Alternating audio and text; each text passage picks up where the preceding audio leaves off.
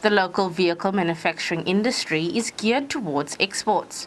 More than two-thirds of all locally built cars are sent to 148 markets all over the world. That export market is definitely growing year on year, and that is very encouraging because it's really a very strong vote of confidence that the South African produced vehicles are very good, high quality vehicles that are sought after across the world. And I think our exports will continue to grow even further into new markets, particularly in Africa, because that's a new virgin territory, and we believe very strongly that South Africa has an opportunity to be able to position itself quite greatly into those new markets where we've never traded before.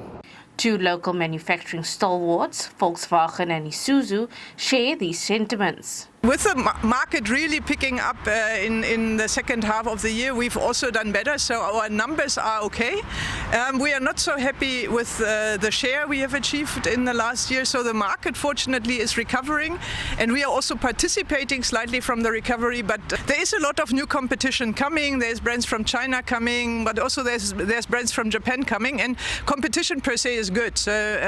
But what I think what we need to do as a collective in South Africa, manufacturing in South Africa, and contributing largely to the GDP, contributing largely to the economy and the employment. Despite the improved sales and upward trend, the supply chain in the Nelson Mandela Bay remains under threat if international demand declines. We are concerned about the future of local manufacturing in the country, especially due to the threat of these cheap imported vehicles that are flooding the market. And we've seen it in the numbers last year where local production is down and in terms of locally sold vehicles.